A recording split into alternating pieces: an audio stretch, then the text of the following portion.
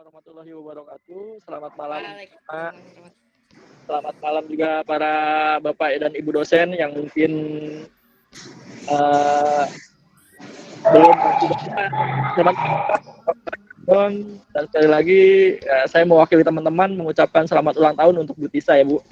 Aduh sih Harun, makasih. Ya, Bu. Ya, sebelum kita memulai acara tema ke-18 ini yaitu tentang perkembangan feminisme Islam. Nah, ini pembicaranya sudah hadir dengan Ibu Iva sendiri yang akan menjelaskan materinya. Biar semuanya jelas, enak mendengarkan itu. Nanti ketika ada sesi diskusi atau ingin bertanya, boleh angkat mic atau di chat. Ya, langsung aja ya Bu ya. Saya persilakan itu untuk Ibu Iva. Materi. Assalamualaikum warahmatullahi wabarakatuh.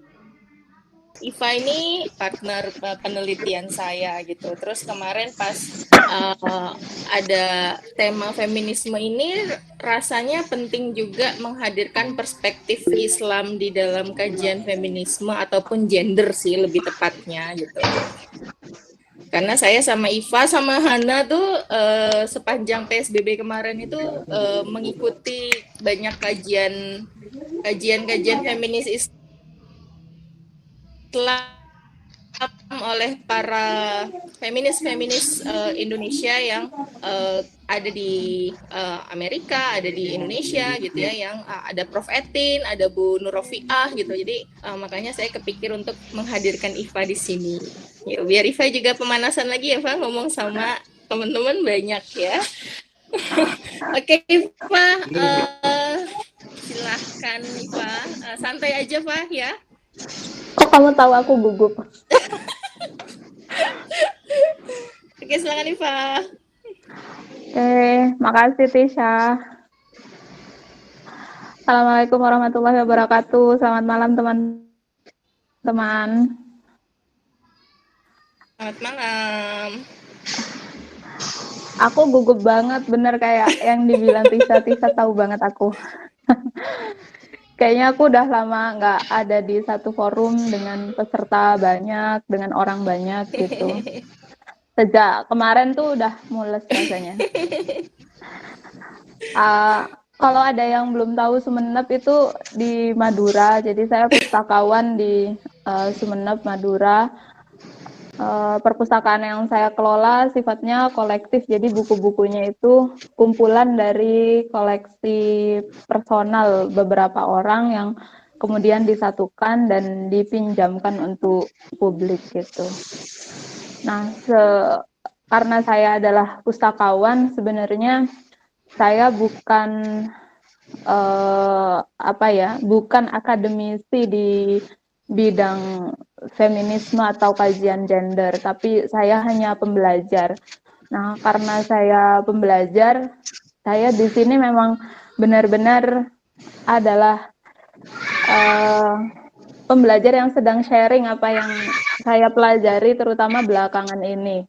Belakangan ini saya belajar tentang feminisme Islam seperti yang Tisha bilang dari Bu Rofiah, dari Prof Etin, terus dari buku-buku juga. Catherine Bandel terakhir kita ya, Pak. Oh iya, sama Catherine Bandel juga. Benar, itu yang ngadain Fatayat NU. Jadi berkaitan dengan yang kita bahas malam ini. Dan sebenarnya saya secara personal untuk feminisme Islam ini terbilang baru, mungkin sekitar 2 tahunan ini secara serius membaca banyak buku, juga referensi lain tentang feminisme Islam. Sebelumnya saya belajar gender ya konsep-konsep yang itu terkategori sebagai secular feminism gitu. Jadi dia tidak menggunakan kerangka agama sebagai cara berpikirnya. Nah, sebenarnya kemarin ketika saya diminta Tisha untuk ngobrol-ngobrol yuk sama teman-teman gitu, Tisha itu ngajak untuk ngobrol tentang spesifik tentang KGI. keadilan gender Islam. Itu satu konsep yang digagas sama Bu Nur Rofiah yang belakangan memang saya pelajari secara intens. Kelas-kelasnya saya ikuti semuanya gitu. Cuman karena di poster tulisannya adalah perkembangan feminisme Islam, saya merasa kayaknya kalau langsung masuk ke KGI nanti menjadi salah bisa jadi salah persepsi gitu orang yang masuk ke forum ini. Mereka membayangkan akan mendengarkan sharing tentang feminisme Islam, perkembangan feminisme Islam, tapi terus saya langsung fokus di KGI gitu. Jadi mungkin saya akan kasih gambaran singkat dan itu kayak semacam penyederhanaan gitu ya. Bagaimana feminisme Islam di Indonesia. Feminisme Islam itu, kalau saya di materi itu kan saya memulai dari buku-buku yang diterbitkan berkaitan dengan gender Islam atau feminisme dalam kerangka pikir agama Islam. Itu di Indonesia memang pada tahun 90-an. Prof. Etin juga menyebut di bukunya itu di tahun 90-an kemudian seperti Rifat Hasan itu didatangkan ke Indonesia dan bicara di forum BKKBN untuk ngomong tentang keluarga gitu, keluarga ideal gitu. Lalu penerbitan buku-buku seperti bukunya Fatimah Mernissi, Aminah Wadud itu bareng dia diterbitkan di awal tahun 90-an di tahun 94. Dan di awal tahun 90-an itu juga ada berbagai LSM yang dia punya fokus memperjuangkan keadilan gender dan itu berbasis Islam. Cara perjuangannya berbasis Islam. Jadi mungkin kita bisa bilang di tahun itulah, di awal 90-an itulah feminisme Islam itu menjadi marak di Indonesia. Meski kalau aktivisme Islam sendiri itu sudah cukup banyak di tahun 80-an, tapi kalau mengakomodir feminisme dan apa ya, memahami feminisme itu inherent di dalam Islam itu mungkin di awal 90-an itu gitu. Ada misalnya Rifka Anissa itu di Jogja. Ketika saya tinggal di Jogja memang Rifka Anissa itu sudah punya nama banget untuk memperjuangkan korban-korban KDRT, terus sexual abuse misalnya. Lalu ada P3M, itu Perhimpunan Pengembangan Pesantren dan Masyarakat yang awalnya di tahun berdirinya itu, tahun 83, dia lebih ke social justice, jadi keadilan sosial isu yang dikembangkan, cuman kemudian di tahun 90-an awal dia berubah gerakannya ke isu kesehatan reproduksi untuk perempuan, lalu hak-hak perempuan, seksualitas perempuan, dan lain-lain. Salah satu tokohnya yang sangat besar itu adalah Liz Marcus. Liz Marcus ini dari P3M ini yang hari ini dia punya rumah kitab dengan penelitian sama tentang perempuan dan Islam. Sebenarnya feminisme Islam ini kemarin ketika saya menampilkan poster acara ini di Instagram, ada yang komen teman saya, ada nggak sih feminisme dalam Islam gitu.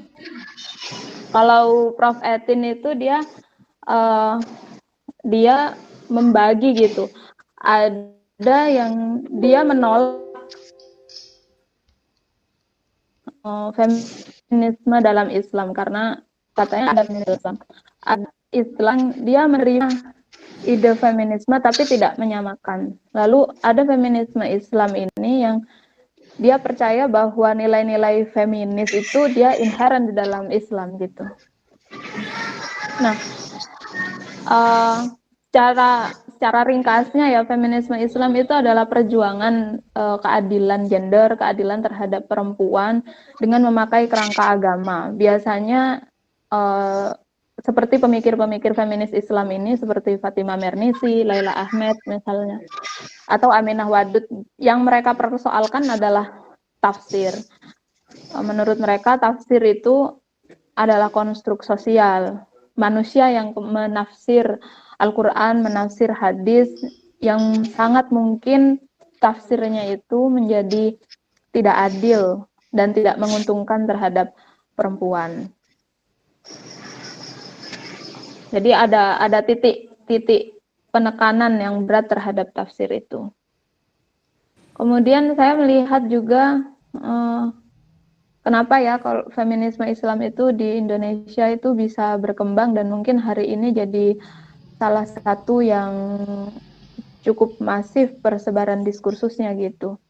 Kalau di selebgram gitu misalnya kita ada Kalis Mardiasih yang dia secara terus-menerus menyuarakan hak-hak perempuan, ketidakadilan terhadap perempuan misalnya, persoalan kekerasan seksual terhadap perempuan, dan itu ditinjau dari kacamata Islam gitu. Ini adalah kesimpulan yang coba saya tarik dari berbagai referensi gitu. Paling tidak saya melihat saya menulisnya ada 4, tapi setelah dipikir ulang sepertinya ada 3.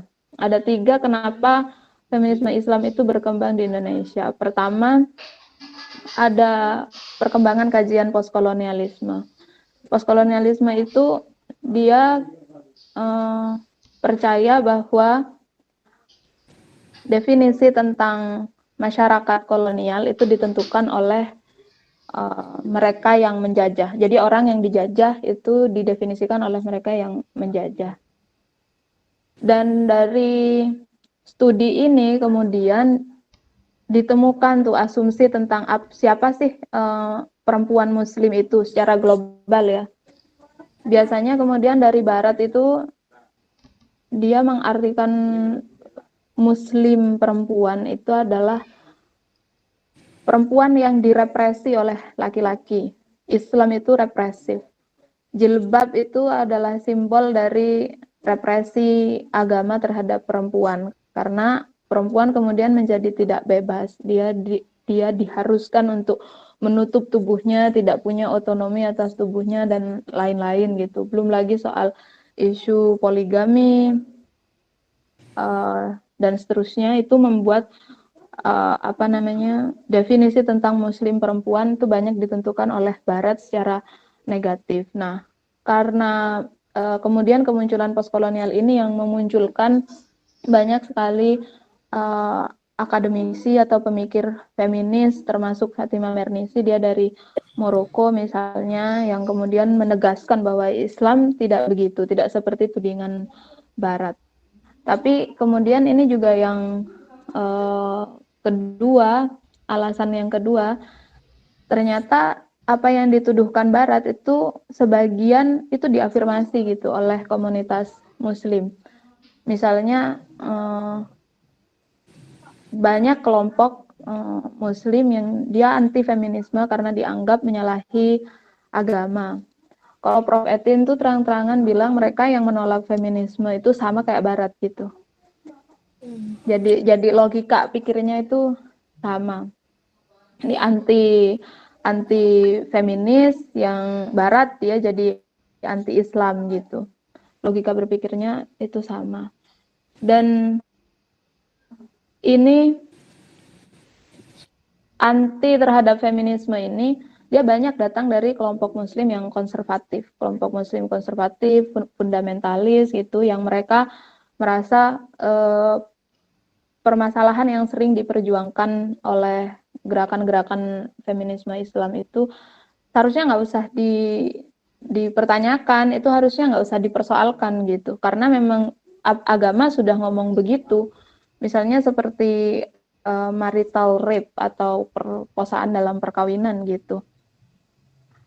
Mereka biasanya kelompok-kelompok konservatif atau fundamentalis itu menggunakan dalih melalui ayat yang bilang istrimu adalah ladangmu, misalnya begitu.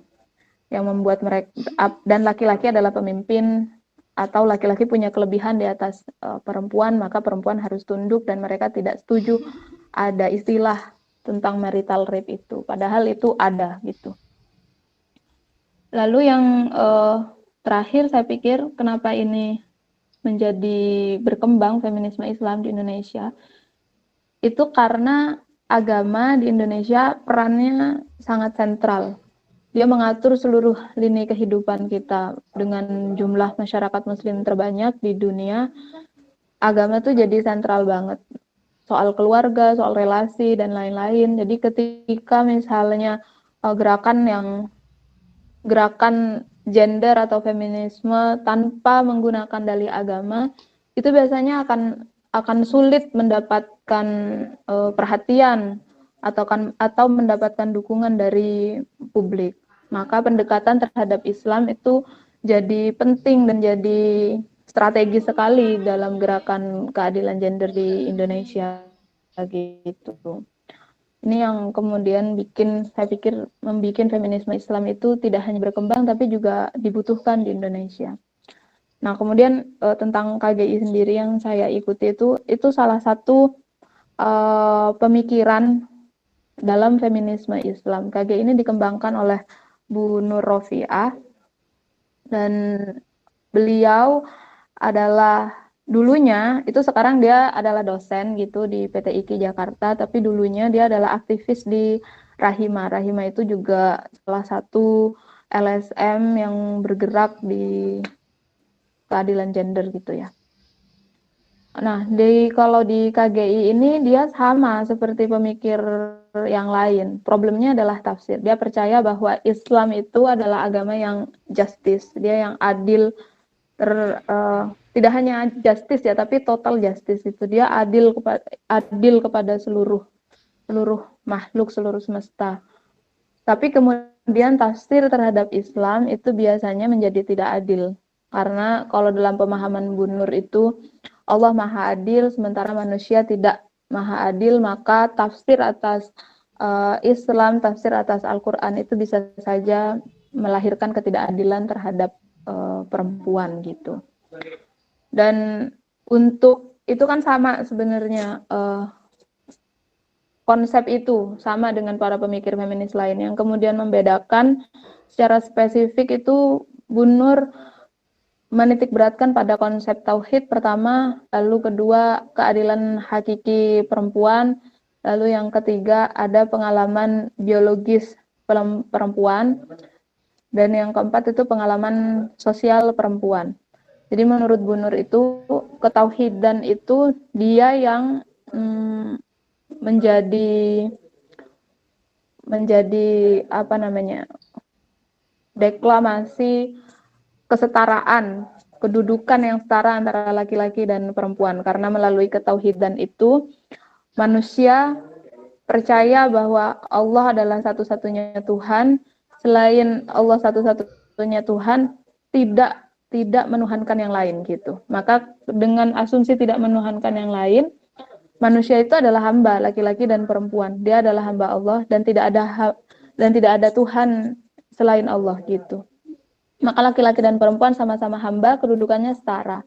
Mereka sama-sama memegang mandat yang sama sebagai khalifah fil ard, kemaslahatan yang diperjuangkan juga harus sama.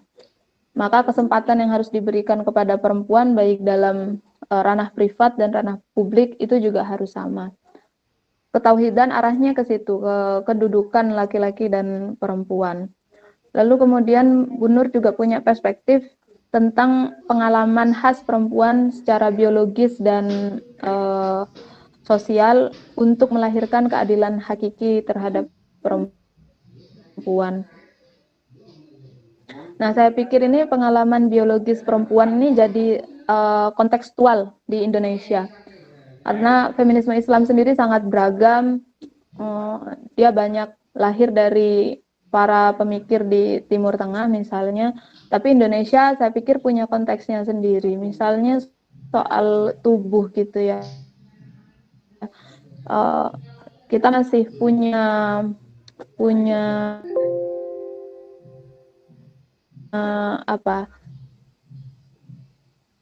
secara sosial itu diskursus yang sangat menentukan itu soal tubuh. Tentang perkara pengalaman biologis perempuan yaitu menstruasi, lalu hamil, melahirkan, nifas, dan menyusui.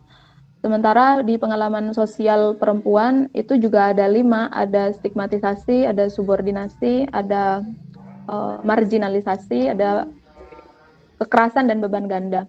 Nah, menurut Bu Nur, keadilan hakiki, keadilan yang benar-benar adil nih buat perempuan itu adalah tidak hanya dia menyamakan sama, tapi juga memperhatikan kondisi khas perempuan.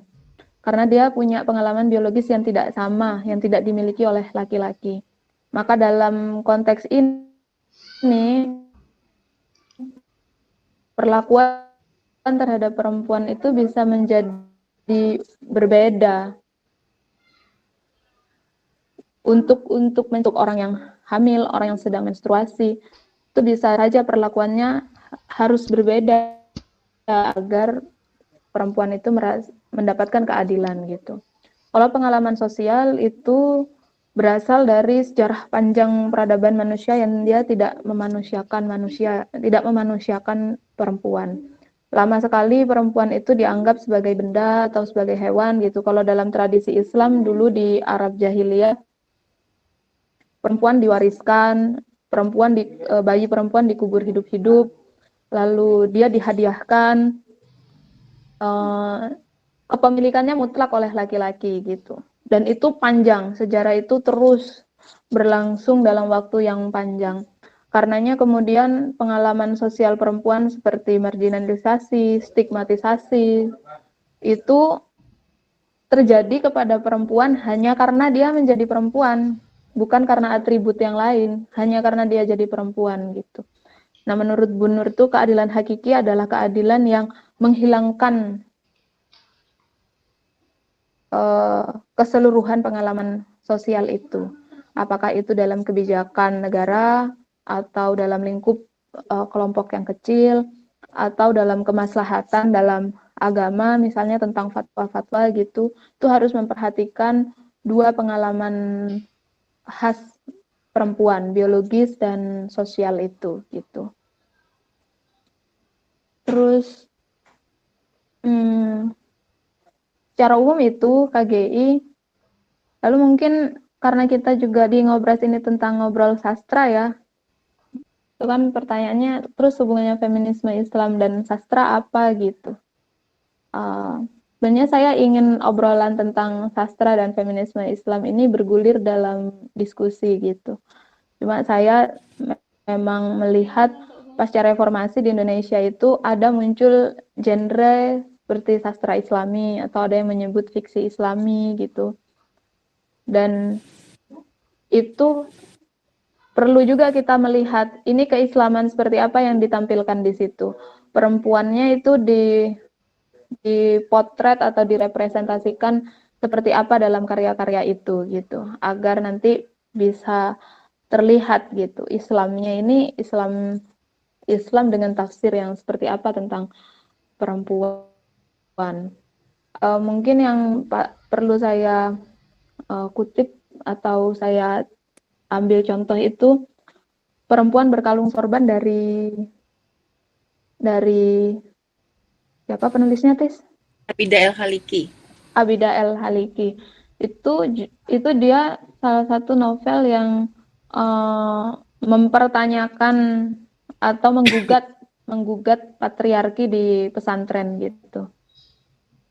Tentang pemaksaan pernikahan gitu, lalu ada kekerasan dalam rumah tangga dan lain-lain. Saya pikir itu menarik. Tapi mungkin kalau tentang sastra nanti kita diskusikan bareng-bareng gitu ya.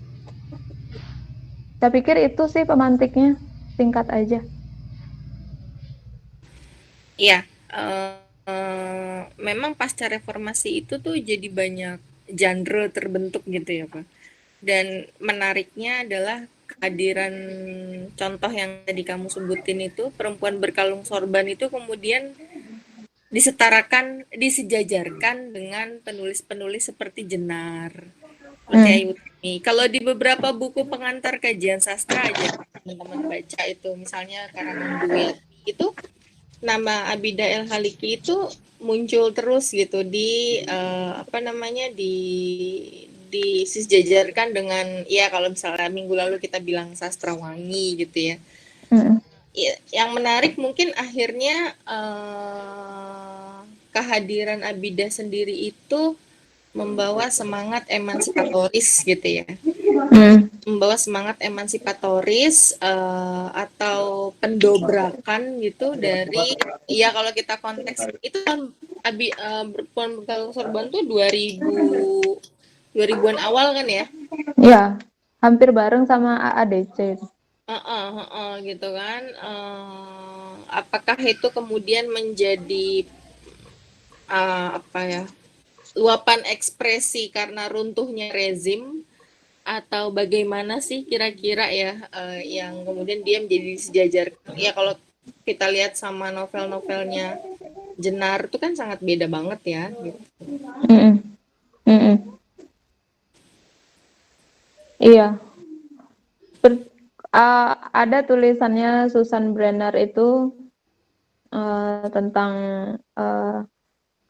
gerakan feminisme Islam sebenarnya tidak spesifik feminisme Islam, tapi gerakan yang menjadikan gender sebagai diskursusnya gitu.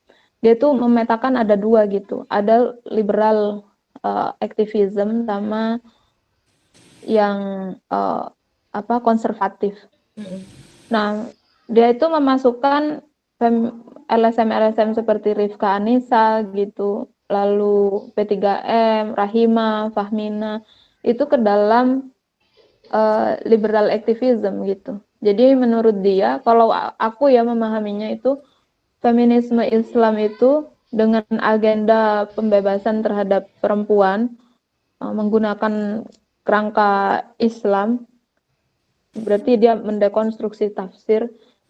Itu dia masukkannya tuh ke kategorinya ke liberal gitu, ke liberal activism. Mungkin karena pembebasan itu. Yeah. Nah, bisa jadi itu irisan dari sastrawangi dan sastra seperti Jenar itu ada di situ gitu, di soal pembebasan. Tapi mungkin titik perjuangannya jadi berbeda. Kalau Jenar itu kan tentang tubuh gitu ya, bagaimana ya. perempuan dia benar-benar punya otonom. Iya. Tapi kalau di Abidah itu kan memang dia mempertanyakan dominasi nilai patriarki dalam Islam gitu. Yaitu balik lagi itu soal tafsir akhirnya. Tafsir terhadap Islam. Iya sih, iya benar.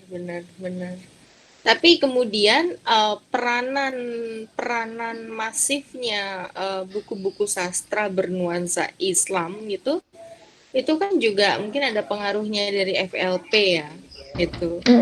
Benar. Forum Lingkar Pena gitu. Mungkin teman-teman di sini masih agak asing gitu. FLP itu apa sih gitu kan?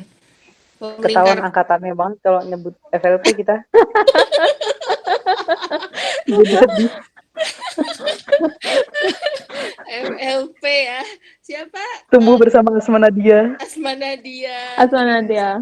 Helvitiana Rosa, Asma Nadia, terus Habibur Rahman, Elsi Razi, itu adalah penulis-penulis yang ada di dalam forum Lingkar Pena.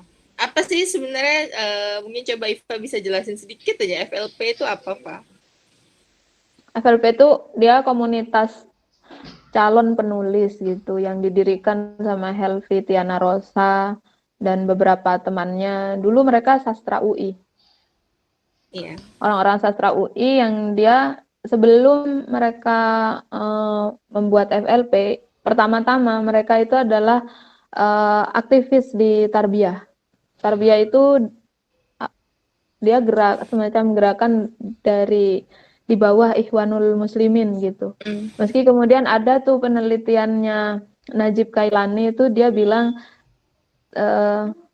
kadang tuh kayak gitu nggak bisa ditarik benar-benar ke setiap person yang ikut FLP itu apakah mereka memang orang-orang tarbiyah gitu. Nah, karena mereka orang tarbiyah, mereka juga punya nilai keislamannya sendiri dan orang-orang FLP itu kan semua karyanya dia berbasis pada nilai Islam. Mereka punya agenda dakwah bil kalam. Jadi berdakwah melalui pena atau tulisan. Biasanya mereka kan menyebarkan nilai Islam yang umumnya itu mengajak orang-orang untuk hijrah dari tidak pakai jilbab menjadi pakai jilbab. Yang dulunya dengerin lagu barat jadi dengerin lagu nasyid, yang dari mereka dulunya nggak pernah datang ke kajian Islam jadi rutin datang ke kajian Islam gitu. Biasanya begitu. Dan soal tentang perempuannya itu juga nggak bisa diseragamkan tiap karya FLP itu. Ada penelitian tentang ayat-ayat cinta itu menyebutkan perempuan itu justru didomestikasi di situ gitu. Jadi perannya itu jadi peran-peran yang sangat konvensional. Dia patuh terhadap suami dan lain-lain gitu. Ranahnya di privat gitu.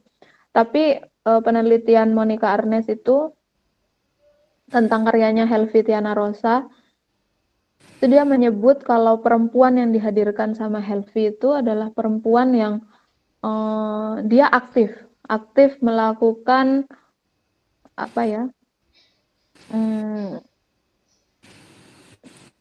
aktivitas singkatnya tuh kayak gitu ya. kebaikan secara sosial gitu loh. Iya, dia tuh kayak aktivitas keorganisasian gitu ya Pak ya. Iya, tidak hanya keorganisasian, tapi dia juga secara aktif tuh menolak hal-hal yang dia injustice, nggak adil. Misalnya di cerpen dia tentang jaring-jaring merah itu kan dia ngomong tentang GAM di Aceh gitu. Yang itu tokoh perempuannya itu dia mengkritik karena konflik di Aceh itu menyebabkan banyak sekali perempuan yang dia diperkosa gitu. Jadi ada perhatian ke situ kalau Helvi Rosa menurut Monica Arnes. Tapi dia nggak mempertanyakan nilai patriarki gitu. Yang aku pikir ini agak beda juga jadinya dengan misalnya dengan saudaranya Asma Nadia. Iya dengan Asma Nadia, tapi mirip lah kalau mereka itu.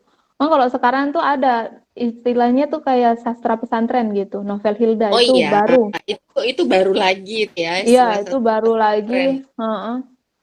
Dan itu kan kalau di Hilda itu kan memang dia mempersoalkan tentang tatanan patriarki yang menyebabkan perempuan itu jadi sulit gitu secara posisi. Dia mempertanyakan itu. Kalau Helvi itu nggak ke sana, tapi perempuannya itu secara aktif dia melakukan kebaikan-kebaikan sosial gitu, konstruktif gitu sifatnya. Yang itu berbeda dengan tadi yang aku bilang Habibur Rahman itu peran perempuan jadi lebih konvensional. Mungkin Hana mau cerita pengalamannya baca novel Habibur Rahman. Kalau sebenarnya ya kalau kita mau ngomongin buku-bukunya FLP, misalnya kayak tadi Helvi Rosa, Helvi tuh memang ini kalau Asma Nadia tuh memang lebih mencari kesetaraan gender gitu. Maksudnya maunya perempuan harus setara, harus di atas, harus gitulah kira-kira masih ada gitunya. Kalau Helvi tuh emang benar katanya Iva tadi, fokusnya dia tuh kepada perempuan membangun dirinya sendiri, walaupun ujung-ujungnya buku-bukunya Helvi itu juga ya jadi domestikasi perempuan juga, ending dari buku-buku itu sebenarnya gitu.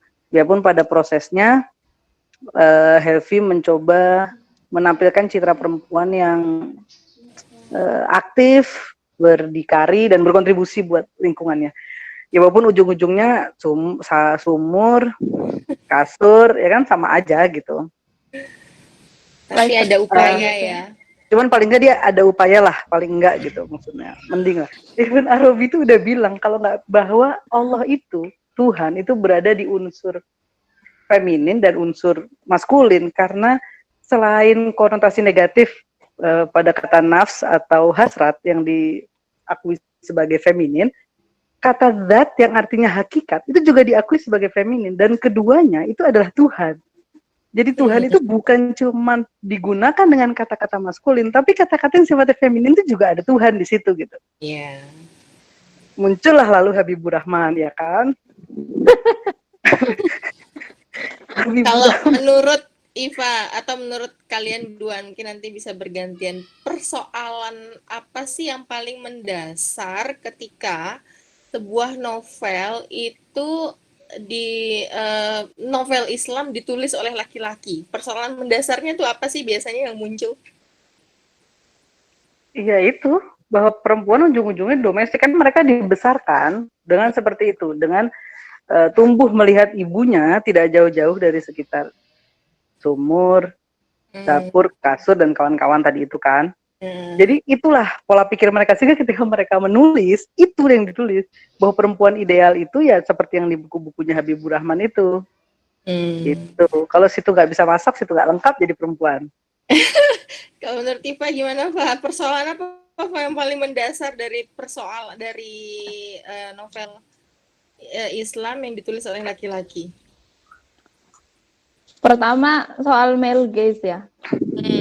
Jadi dia merepresentasikan bagaimana laki-laki melihat perempuan, yang kemudian itu berpengaruh pada suara perempuan. Jadi perempuan ini disuarakan oleh laki-laki yang ketika kita membaca karyanya ya kita perlu tarik jarak dulu untuk tahu ini laki-laki dia punya bayangan apa nih tentang perempuan gitu. Bagaimana dia mendefinisikan perempuan sebagai penulis gitu. Jadi aku melihat male gaze dan suara perempuan yang direpresentasikan oleh laki-laki itu jadi yang inti gitu. Ada teman kita ini Mbak Endang. Mbak Endang mau bersuarakah Mbak Endang? Mbak Endang apa kabar? Belum muncul. Oke, gimana teman-teman nih? Ada yang ingin bisa aja teman-teman berbagi pengalaman. Hadir. Maaf. Oh ya, gimana Mbak Endang apa kabar? Beradaptasi dengan Jimit ini tak pencet-pencet loh. Enggak. Termute terus. Masih termute. Baik, alhamdulillah bisa baik. Pembacanya Helvi Tiana Rosa juga kan Mbak Endang? Zaman SMA awal kuliah gitu ya kayaknya. Aduh, gimana Mbak melihat sekarang? Lama ya ternyata. Lama ya. Udah lama Mbak Endang, kita temenan udah juga 10 tahun loh Mbak. Iya. Kalian sudah lahir tuh ya, aku SMA itu ya. Udah tadi kita jadi ketahuan angkatannya Mbak gara-gara nyebut-nyebut FLP. Yang muda-muda di sini mana kenal sama Helvi Tiana Rosa. Menurutmu Mbak sebagai pembaca Helvi dan melihatnya dengan konteks kajian gender Islam sekarang, terus atau apa sih yang mau di-sharing Mbak? Nggak tahu ya kalau sharing, tapi kalau pembacaanku sih baik. Ini khusus Helvi sama Asma Nadia misalnya. Ya, bingung. Bentar, tak pindah yang lebih tenang. Jadi apa tuh? Kok kayaknya sih dari ini pengalamanku tapi ya dan pasti sangat subjektif. Cuman kadang kulihat mereka itu terjebak pada kebingungan untuk misalnya mau menjelaskan soal Islam itu gimana sih kalau ngatur ini misalnya, ngatur sesuatu misalnya. Jadi kayak Asma Nadia ketika Asma Nadia kan punya masalah, dia juga korban KDRT ya, setauku ya. Dan lama sekali berani untuk pisah dengan suaminya, itu kan salah satunya karena ada keyakinan bahwa bercerai itu kan sesuatu yang dibenci di dalam Islam ya, sesuatu yang tidak diridhoi Allah gitulah istilahnya begitu, sehingga akhirnya kan ada hal yang sangat berat. Nah, kurasa dalam banyak tulisannya dua orang ini sering terjebak pada hal-hal begitu. Jadi misalnya kayak surga yang tak dirindukan ya.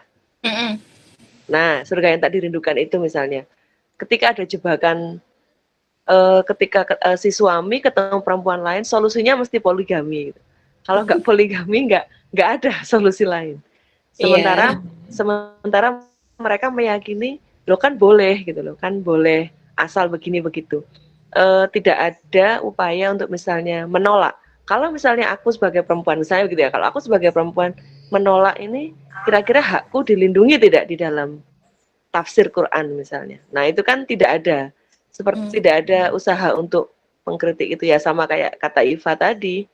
Jadi mereka itu mempertanyakan, atau kata Mbak Hana tadi ya, sudah mulai bagus menggambarkan citra perempuan yang begini begitu, tapi ujung-ujungnya ya tetap aja ada kebingungan karena tidak ketemu titik tafsir dalam Quran untuk yang sesuai dengan apa istilahnya ya, ekspresi mereka. Mungkin perlu ikut ngajinya Bu Nurrofiah deh. Kayaknya lagi ikut deh Mbak Endang ya. Iya, ikut. Dan akhirnya ketemu Iva juga di sana. Ya ketemu teman-teman lain juga sih. Ada teman. Ya karena kan penasaran juga, karena sebenarnya kan itu hal yang iya inherent ya. Saya percaya itu inherent. Cuman kalau seringkali disuarakan laki-laki itu jadinya ada yang kurang-kurang sedikit lah. Kayak tadi soal pengalaman biologis itu kan ya mestinya memang perempuan ya yang bisa menjelaskan. Iya. Itu sih kalau sastra Islam, kalau Habibur Rahman iya. Hanya Tuhan yang tahu. Hanya Tuhan yang tahu, bener. Apa ya? Iya kan, bener kan, cuma Tuhan yang tahu kan, Mbak? Iya. Awal-awal itu tapi ada masa aku sempat terpesona loh. Ada masa. Di novel apa itu, Mbak? Apa itu Ketika Cinta Bertasbih. Oh, oke. Justru bukan itu masih awal-awal lah itu dia ya. Maksudnya melihat cuman membaca kisah seorang pelajar di Indonesia di luar itu ya, itu kan menarik ya, cerita pengalaman hidup, petualangan itu kan tetap menarik. Tapi begitu masuk yang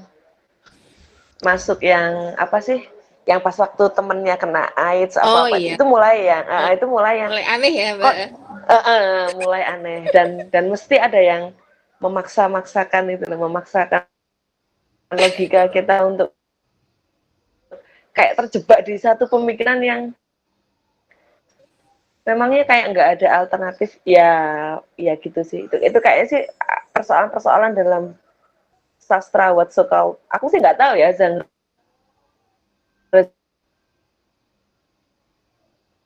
genre itu apa. Aku tuh baca novel juga kan nggak tahu dianggap sebagai novel Islam. Iya, persoalannya sih di situ, bahasa kasar, kemiskinan tafsir, sehingga akhirnya dia seperti terjebak. Maunya begini ya, dia sudah bisa menyampaikan persoalan-persoalan, tapi ketika harus menghadirkan solusi juga, itu terjebak pada hal-hal yang akhirnya ya kayak Mbak Hana tadi bilang, itu lagi, ke situ lagi. Itu sih. Makasih Mbak Endang. Mas Samar, tak mute lagi ya. Yo.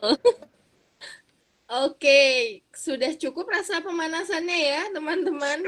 Harun, gimana?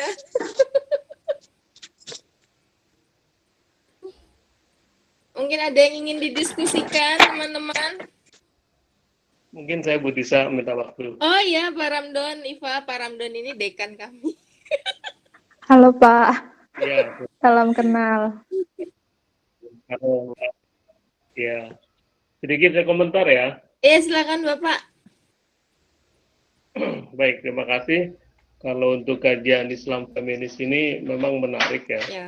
Cuman mungkin kita juga perlu menjembataninya atau mungkin perlu mempertimbangkannya dengan kajian Islam itu sendiri, karena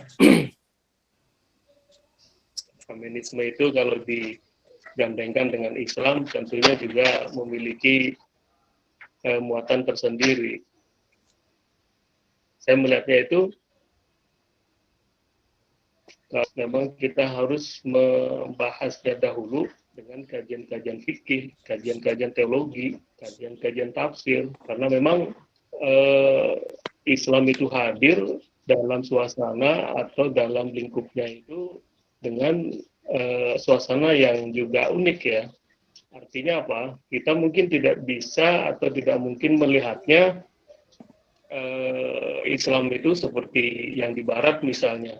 Karena mungkin persepsinya kalau kita itu menginginkan ya Islam itu yang apa istilahnya memiliki kebebasan, kemudian keadilan dalam pengertian tertentu ya, dan lain sebagainya.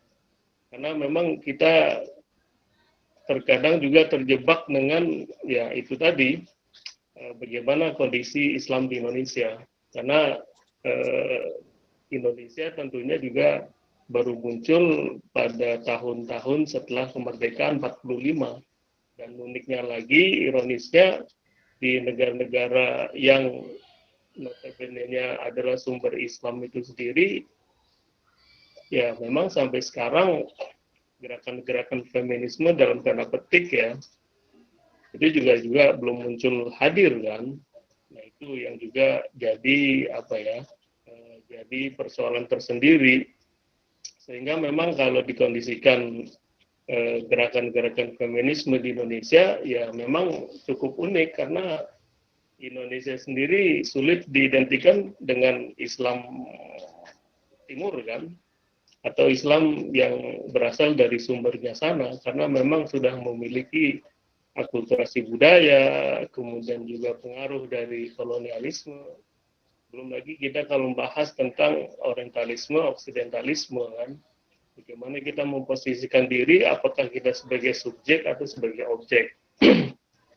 Nah itu yang mungkin juga patut kita pertimbangkan bersama ya, karena memang kalau mengkondisikan kita harus bagaimana, apakah memang wanita atau feminim itu juga harus dipersamakan dengan laki-laki ya kan, atau memang juga kalau bisa lebih dari itu ya. Kalau dalam perspektif feminisme Islam ya kita mungkin juga perlu tahu dulu apa batasan-batasan yang memang sudah ada dalam kajian-kajian fikih, teologi, tafsir tadi sempat disinggung ya.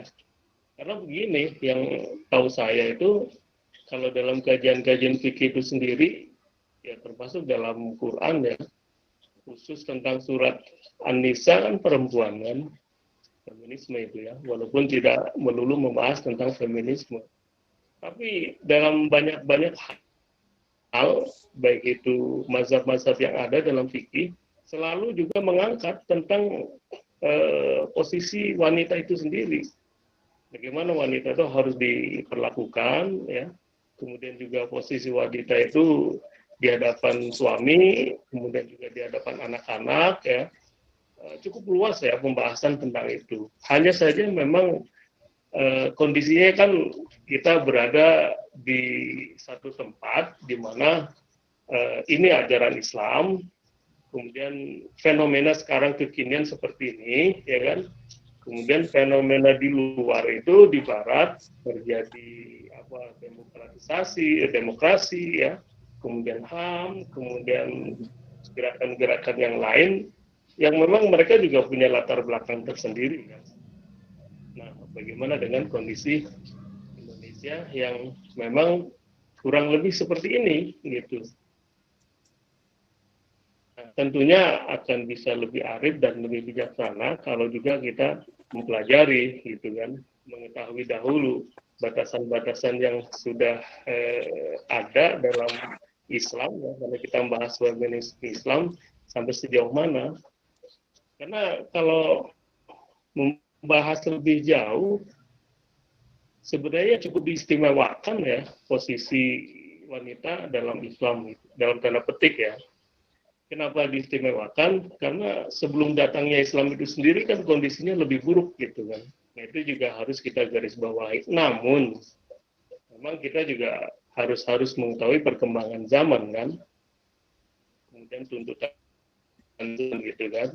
kemudian juga dengan perkembangan di dunia luar sana kan, di Eropa, kemudian juga di negara-negara luar. Sehingga kita memang ya harus setidaknya menentukan sikap. Tidak mungkin namanya wanita mungkin harus berada di tadi ya segitiga dapur sumber kasur. Karena banyak juga teks-teks naskah-naskah yang memang memberikan kesempatan wanita dalam Islam itu ya untuk berkarir, untuk bekerja dan sebagainya. Nah, itu memang hambatannya karena selama ini pemikiran yang cukup bebas itu belum apa ya terlalu menggema ya. Karena memang kondisinya di Timur Tengah sana masih didominasi oleh kaum laki-laki. Ya kita baru lihatlah bagaimana Raja Salman kan di Saudi. Baru bisa bebas bawa mobil kan baru beberapa bulan yang lalu kan, baru beberapa tahun yang lalu. Paling yang baru benar-benar sudah menikmati kebebasan dalam tanda petik itu di Mesir ya, kemudian juga di beberapa negara Afrika Utara, di Iran ya, sebagian Iran. Namun sebagian besar yang lainnya ya memang ada semacam kejumutan ya, istihad yang tertutup gitu. Bagaimana untuk bisa membuka peluang bahwa wanita itu juga memiliki potensi, memiliki peluang, memiliki peran yang harus juga dijalankan. Tapi juga jangan salah melihat juga sih kalau saya melihat ya.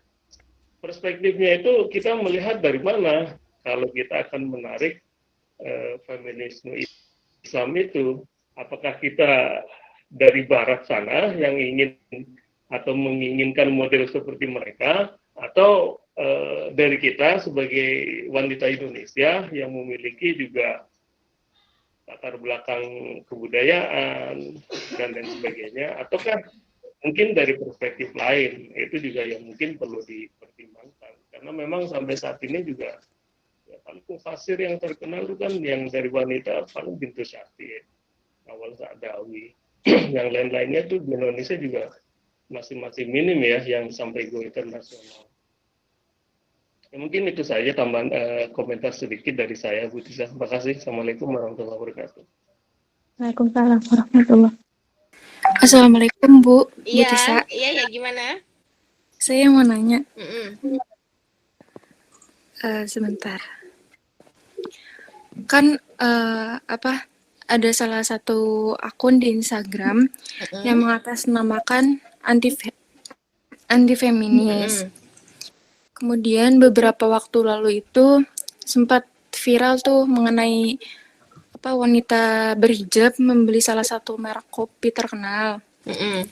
Nah, terus karyawan kopinya itu ngasih nama si wanita itu tuh, si pelanggannya itu dengan nama ISIS. Gitu. Terus gimana pandangan feminis mengenai hal itu? Oke. Ya. Jadi ya gimana? Udah. Oke. Terima kasih. Iya. Jadi ada akun Instagram anti feminisme lalu mengunggah salah satu pengunjung kopi, membeli kopi terkenal dengan menamakannya ISIS. Oke. Iva gimana Pak tanggapannya Pak? Yang mana nih? Yang Pak Ramdan atau Mbak Badri ya? Terserah Iva mau nanggapin yang mana dulu. Yang dari Pak Ramdan ya. Setelah aku belajar feminisme Islam itu memang aku melihat ini dua isu yang sangat sensitif gitu. Feminisme ini secara sosial nggak usah dibawa ke Islam, itu dia sudah sensitif. Terus kemudian ditambah Islam, itu menjadi double sensitifnya gitu. Karena memang apa yang dipercaya, apa yang dipahami tentang Islam itu sudah melekat. Dan untuk menggugatnya itu kan jadi sensitif sekali. Dan sering feminisme Islam itu kan justru dituduh anti-Islam karena dianggap merusak tatanan nilai Islam. Aku selama belajar sama Bu Nur itu, Bu Nur Rofiah, beliau juga sering mengungkapkan ini gitu. Ya apalagi aku yang masih murid baru gitu ya. Cuman yang aku lihat, kalau aku itu kenapa menerima ide KGI, ini pengalaman personal dan sifatnya subjektif. Selama aku belajar soal gender dan feminisme, itu ada hal yang ke aku itu nggak nemu kliknya gitu, nggak nemu kayak oke, gini, ini akan jadi sikap finalku gitu. Itu aku nggak nemu itu. Karena ketika misalnya belajar tentang katanya perempuan dan laki-laki sama, katanya perempuan itu berhak atas keadilan, katanya kesempatannya juga sama dan lain-lain gitu. Tapi ketika dihadapkan sama teks atau pemahaman Islam, itu mundur gitu, hal begitu. Misalnya begini, aku nih mau menolak poligami, tapi di Al-Quran tuh dibolehkan gitu. Itu gimana nih aku punya pendapat yang secara personal ingin berbeda, sementara secara nas tuh dibolehkan. Dan tafsir tuh, dan banyak tafsir yang membolehkan itu. Gak ada yang dia berani melarang gitu, itu gak ada. Itu kan bingung gitu. Padahal aku secara personal pengennya jangan ada nih poligami gitu. Iya, itu yang tadi dibilang Mbak Endang, mungkin kebingungan akan legitimasi ekspresi tertentu gitu ya. Benar. Kita nggak punya nggak punya penguatnya karena emang di dasar yang kita yakini itu berkata sebaliknya gitu ya. Jadi ya, dan itu banyak pengalaman begitu. Iya, ada pergolakan gitu.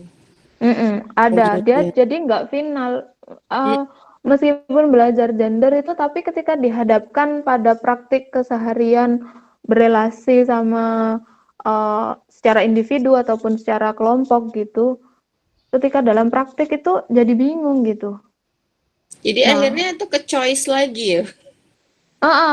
Itu tapi kan jadi kayak curi-curi ya menurutku. Iya. Aku nggak mau, aku mau menolak nih poligami. Tapi ketika ditanya orang itu kan jadi takut, aku bertentangan dengan nas itu kan takut gitu. Tapi di Al-Quran itu dibolehkan, termasuk ketika misalnya menikah lalu merefleksikan hubungan dengan suami gitu. Itu kan juga kalau di An-Nisa yang disebut Pak Ramdan tadi itu kan ar-rijalu qawwamuna 'alan nisa ya. Dia pemimpin bagi perempuan gitu, laki-laki. Nah, ketika kayak gitu, misalnya sementara yang hubungan yang aku bangun dengan suami itu equal gitu. Itu kan ada momen-momen yang kemudian aku jangan-jangan aku luput gitu. Karena katanya ar-rijalu qawwamuna 'alan nisa gitu-gitu. Itu kan ada kebingungan itu, momen-momen begitu. Nah, feminisme Islam terutama KGI ya, secara spesifik KGI yang aku pelajari khusus itu membantuku untuk menentukan sikap secara final gitu. Sikap besarnya itu yang aku ambil dari KGI itu, Islam itu pasti adil.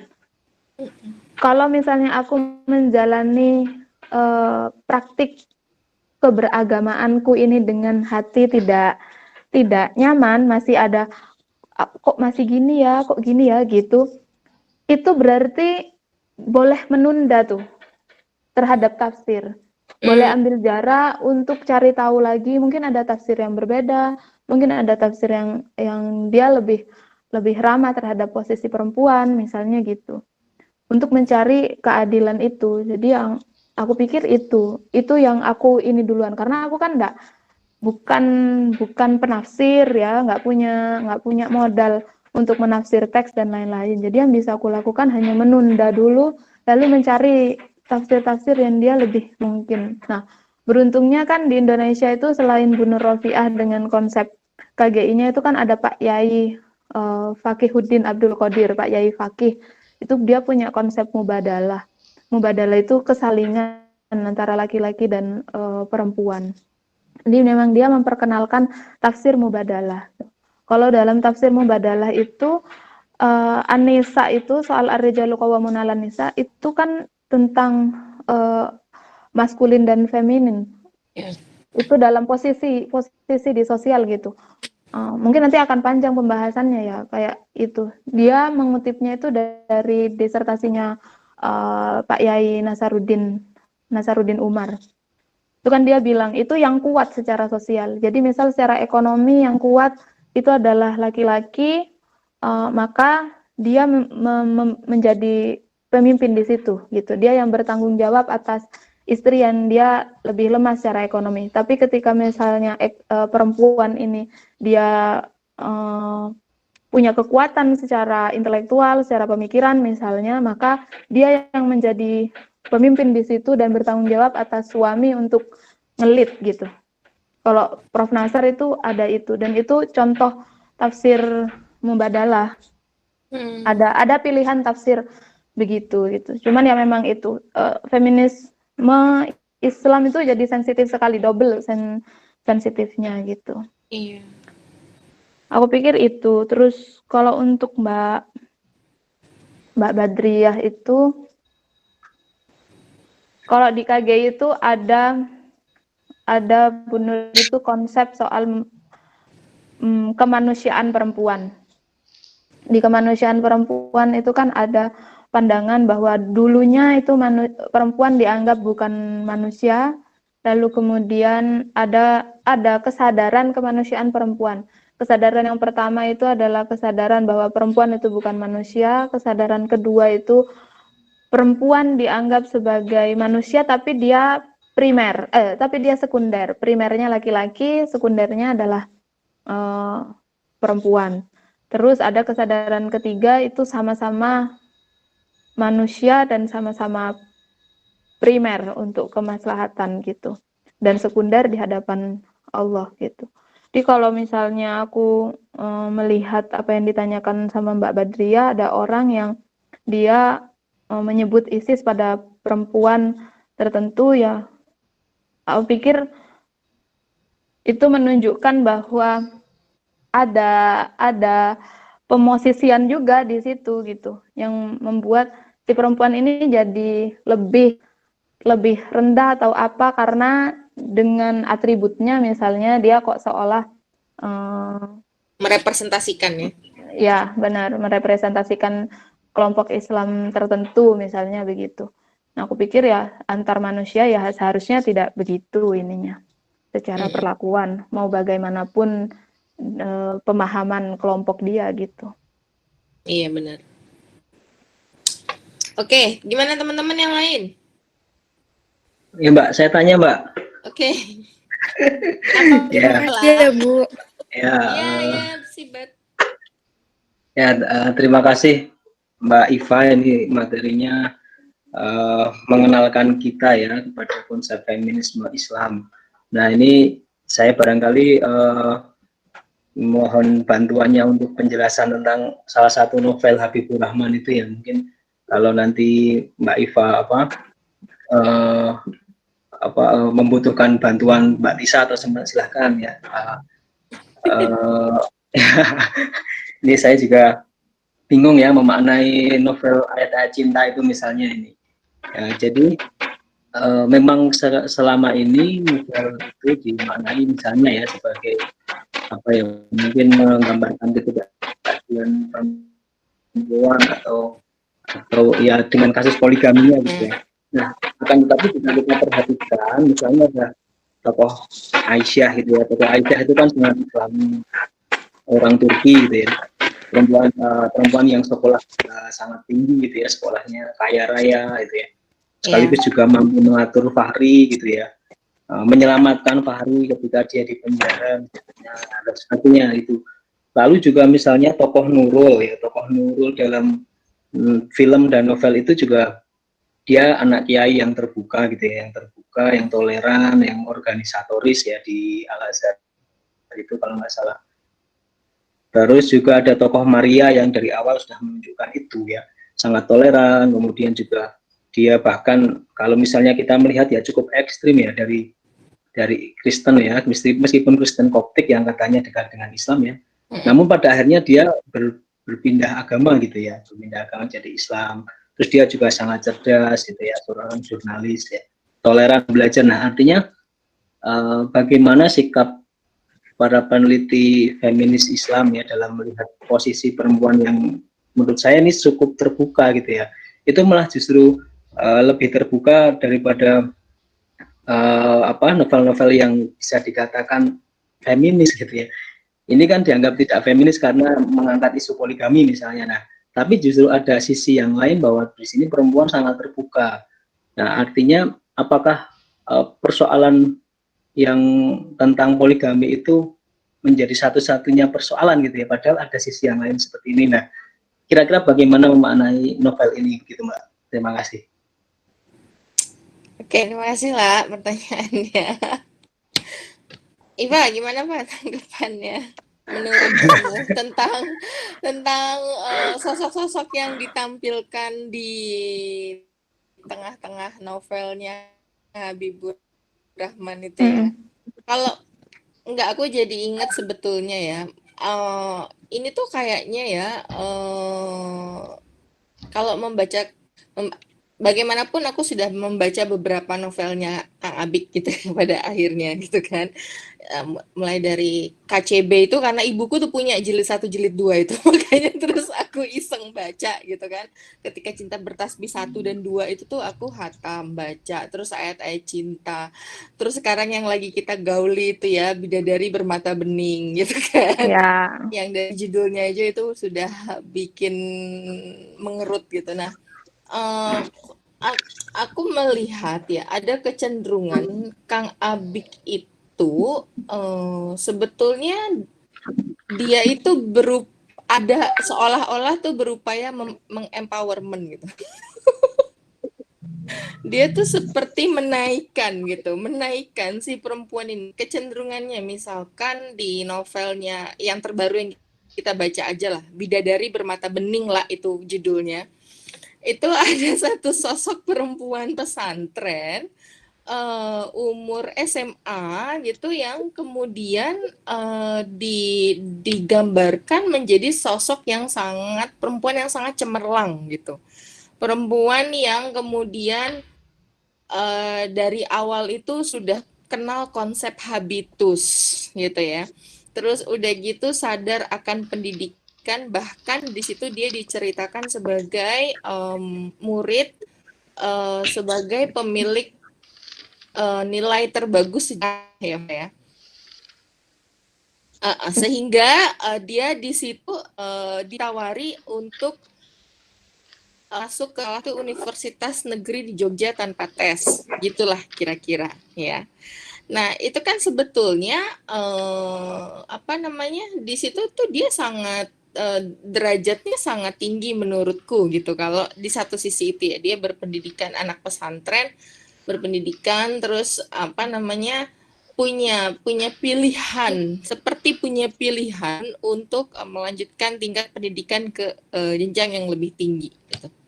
Nah, terus si sosok ini juga kayak champion gitu di antara teman-temannya gitu, yang satu peer gitu. Tapi kemudian ketika dihadapkan pada persoalan, ketika buyainya dari pesantren itu menghadapkan pilihan untuk dijodohkan dengan kiai duda kerabat pesantren tersebut, itu kemudian menjadi hilang hasrat belajarnya itu. Semangat pembelajarnya itu menjadi hilang gitu. Ketika dia sudah dihadapkan oleh perjodohan, ketika dia sudah dihadapkan sebagai pada balas budi terhadap keluarga dan balas budi terhadap pesantren gitu tuh, kemudian ada pelemahan juga yang dilakukan dilakukan oleh Kang Abik gitu menurutku gitu kan. Jadi setelah diangkat terus kemudian dikuatkan terus kemudian dilemahkan gitu. Diangkat dijatuhin lagi. Apa? Diangkat terus dijatuhin lagi kalau di buku. Terus dijatuhin lagi ya. Gitu. Iya betul. Iya, jadi kemudian begitu sih aku melihatnya gitu. Terus kayak ya di KCB aja bagaimana anak itu anak Alfa Tunisa itu juga kemudian digambarkan sebagai sosok yang sangat cemerlang, tapi kemudian isu yang dihadapkan adalah perawan suci gitu. Ketika keperawanan diangkat juga oleh Kang Abik di situ sebagai tema yang cukup sensitif gitu, di mana perempuan yang suci itu dianggapnya adalah perempuan yang perawan. Padahal di situ tuh dia tuh juga memiliki kecerdasan yang tinggi juga apa dan segala macamnya. Begitu gitu sih bacaan singkatku. Kalau Iva gimana, Pak? Sebenarnya aku sebelum ini pengen denger Hana dulu justru. Gimana Hana? Aduh, kalau aku tuh gimana ya kalau ngomongin Habibur Rahman. Jadi memang benar aku setuju sama Tisa bahwa gini,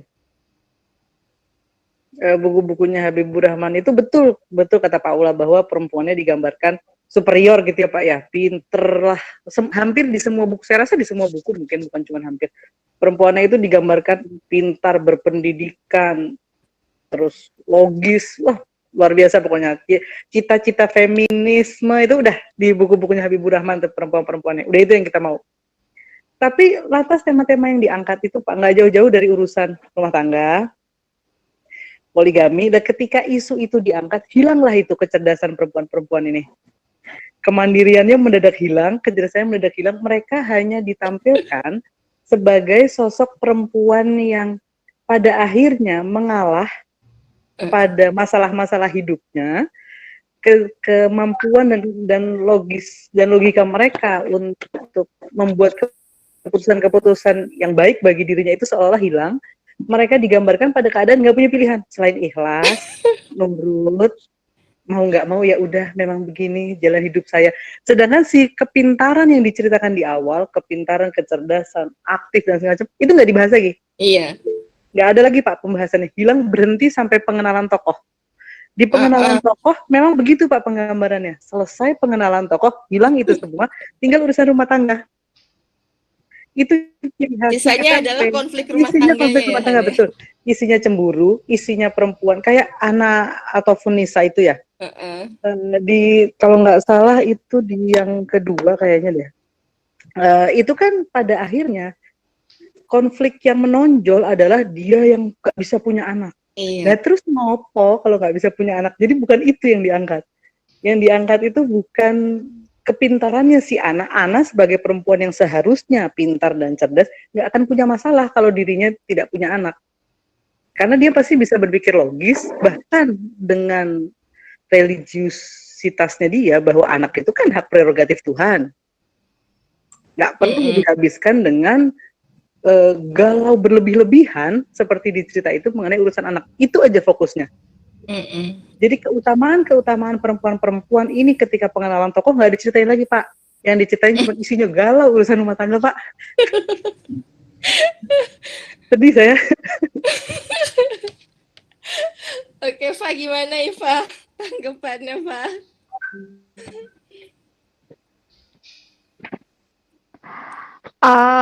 Ya kalau aku akan kembali ke KGI lagi ya sebagai perspektif buat lihat gitu. Tadi aku udah nyinggung tuh soal kesadaran kemanusiaan perempuan. Nah, yang menarik dari situ juga kesadaran perempuan ini kemudian menentukan kemaslahatan terhadap perempuan. Maslahatan tuh ya kebaikan gitu ya terhadap perempuan. Ini kalau kata Bu Nur itu, kalau di KG ini, di kesadaran menengah, itu kan perempuan dia dianggap nih sebagai manusia, tapi posisinya dia sekunder. Artinya perempuan itu diakui sebagai manusia, diakui kalau dia boleh bersekolah, boleh berpendapat, dan lain-lain, tapi dia nggak boleh mengganggu kepentingan laki-laki. Kemaslahatannya juga yang menjadi standar itu adalah kemaslahatan laki-laki. Nah, aku melihat di novel-novelnya Kang Abi itu ada pola yang begitu, kayak yang Tisha dan Hana bilang. Ini perempuannya nih udah, penggambarannya udah maju banget. Dia pintar, dia mandiri. Ada satu novelnya itu Cinta Suci Zahrana, kalau tidak salah ya judulnya itu. Nah itu ada yang neliti novel itu. Itu kan digambarkan dia dosen, terus dia sering diundang di konferensi gitu, dan lain-lain lah, pokoknya dengan kemajuan perempuan. Tapi kemudian persoalan yang ternyata dia hadapi dan menjadi kegelisahan dia, itu adalah karena dia nggak nikah-nikah gitu. Karena nggak nikah-nikah, itu kan sama polanya, kayak misalnya tadi di Bidadari Bermata Bening, ini anak pinter banget, tapi kemudian dijodohkan. Hilang tuh hal yang lainnya. Atau Aisyah di AAC, dia kaya, dia perempuan yang kaya gitu ya. Dan dia justru menjadi penopang utama finansial keluarga gitu. Tapi kemudian dia dipoligami.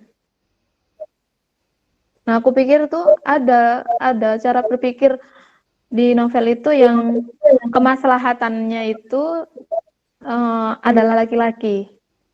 Kayak misalnya ya soal jodoh-jodohan itu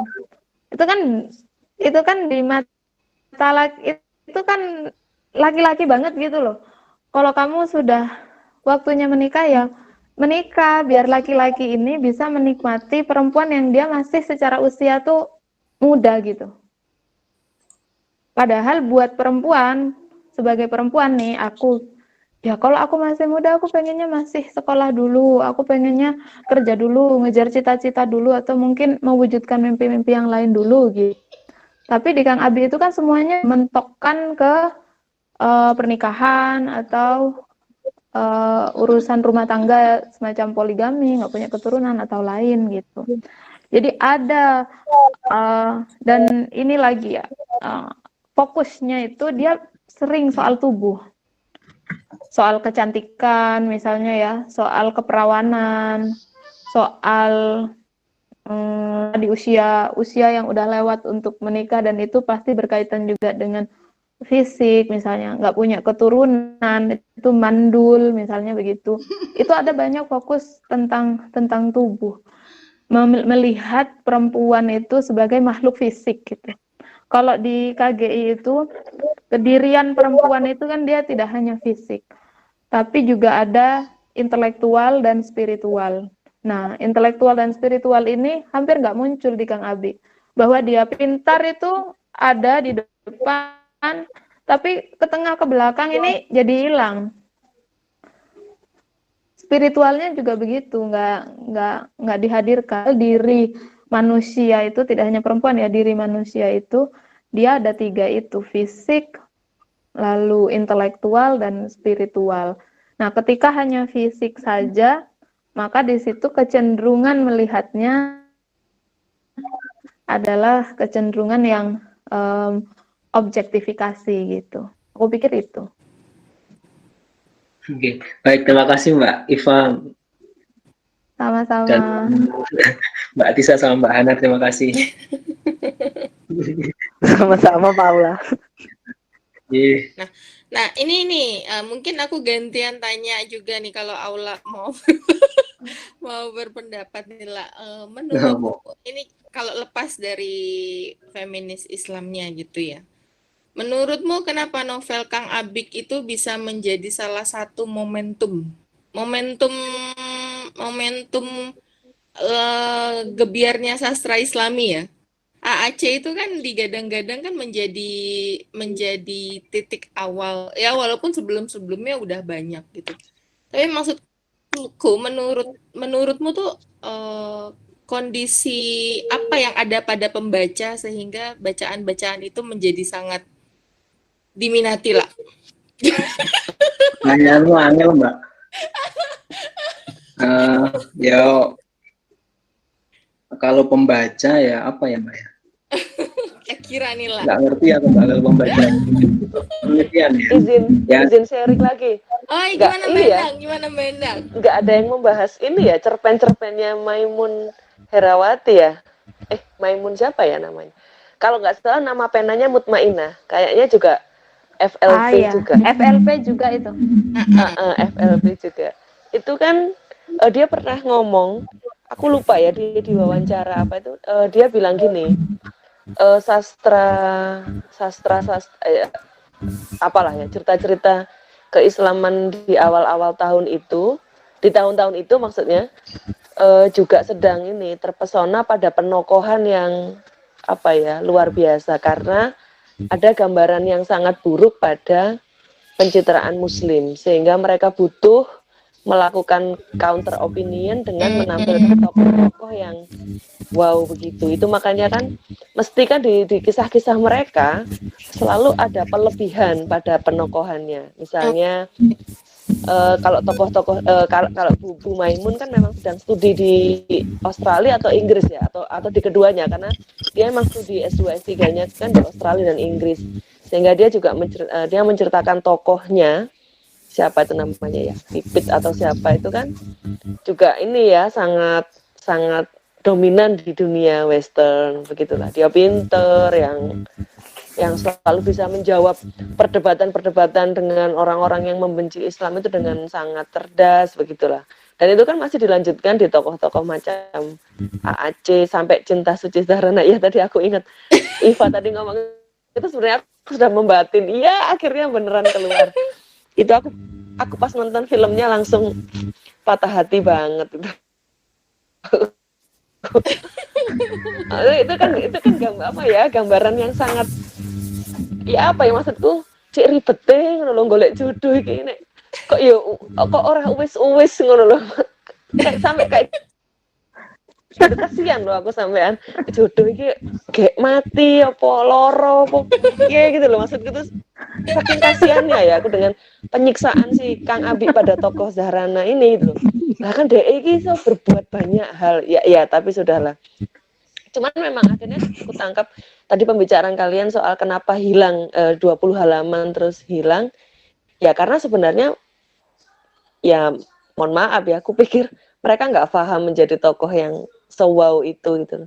Karena penggambarannya kan sangat lebih ya, sangat luar biasa. Kaya banget, cantik banget, baik banget, pinter banget. Sudah pinter, organisatoris, baik, nggak pernah sembarangan gitu ya. Kalau ke toilet mesti bersih, suka menabung gitu-gitu. Sehingga tidak ada celah untuk jadi manusia gitu. Assalamualaikum Bu. Waalaikumsalam. Iya Ibu, saya Ayu Bu dari Sasando. Di sini saya ingin bertanya ya Bu ya, sekaligus menceritakan sedikit Bu. Saya ingat kutipan dari R.A. Kartini tentang agama memang menjauhkan kita dari dosa. Tapi beberapa banyak dosa yang kita lakukan atas nama agama, kurang lebih seperti itu. Saya suka sih sama quotes ini gitu, karena banyak orang yang melegalkan dosa atas nama agama. Sekarang tuh banyak yang anggap salah satu kayak agama itu paling benar. Banyak orang yang begitu seperti ekstasi yang berubah jadi candu gitu Bu. Maksudnya itu seperti kayak berlebihan gitu memuja agama gitu, sampai lupa memanusiakan manusia. Pernah kayak ada orang gitu, teman saya itu kayak kamu Islam gitu, kamu Muslim, kok bajumu ketat gitu, atau kamu Muslim tapi kok kamu nggak pakai kerudung atau semacam itu gitu. Sampai situ aku sempat berhenti jawab, aku kayak diem gitu Bu, nggak bisa nanggepin mereka. Bukan nggak bisa sih, sebenarnya lebih tepatnya capek gitu, karena menurut aku manusia itu kebanyakan mengkotak-kotakan gitu Bu, kayak agama dijadiin sarana buat menghakimi gitu, kayak kok kamu kayak gini sih, kamu kan muslim, kok kamu kayak gini gitu. Aku ingat quotes dari macam Imam Al-Ghazali, kalau kesucian yang kau tunjukkan adalah kesombongan dalam bentuk lain. Jadi aku di sini kayak bertanya-tanya, sebenarnya kita hanya ingin terlihat lebih mulia dari yang lain atau benar-benar mau nyebarin kebaikan nggak sih gitu. Ada juga quotes dari Gus Dur, kalau Tuhan itu nggak perlu dibela, Ia maha segalanya, maka belalah yang tertindas. Jadi menurutku nggak salah kan kita bela yang minoritas. Macam kayak misalkan saya pernah nemuin macam apa ya, semacam farming gitu di media. Dia juga mengeksploitasi korban seperti memasukkan tulisan, ada tulisan seperti wanita cantik itu diperkosa. Ada pada tajuk utama atau ini terjadi kayak mendadak nafsu atau apa pada sebuah kutipan tentang pemerkosaan yang ditangkap gitu. Semua itu dilakukan kan buat narik si pembaca ya Bu. Nah menurut Ibu sama yang lainnya gimana tuh menurut kalian tentang media yang seperti itu gitu? Soalnya budaya patriarki gitu kan menurut saya pribadi ya itu menyuburkan perilaku misogini di masyarakat Indonesia. Kenapa misogini? Karena perempuan dianggap sebagai segala pusat masalah termasuk pelecehan seksual dan yang lainnya ya. Banyak dalih-dalih yang dianggap lumrah kalau perempuan tuh dijadiin objek dan sebagainya. Masyarakat banyak yang ngurusin tentang pakaian orang lain seperti itu. Mereka nutup mata sebenarnya kalau banyak juga pelecehan yang nggak kenal jenis kelamin ataupun pakaian. Ada juga orang yang berargumen kalau mendukung kalau kejahatan pelaku kejahatan seksual itu dihukum, tapi nggak menutup kemungkinan kalau korban juga memancing. Tapi menurutku nggak sedikit juga sih gitu orang yang sudah menutup pakaiannya dan sebagainya, tapi dia masih diperkosa juga untuk kasus tersebut gitu. Jadi pelaku misogini biasanya bersembunyi di balik seolah-olah dia membela perempuan tapi sering menyalahkan perempuan dalam sebuah masalah gitu Bu. Menurutku sih akarnya tuh dari anggapannya seperti apa Bu? Oke, terima kasih Ayu. Oke, iya, framing media nih. Mbak Endang juga harusnya bisa ngomong ini tentang perempuan. Iva juga, gimana Fa menurut kamu? Iya.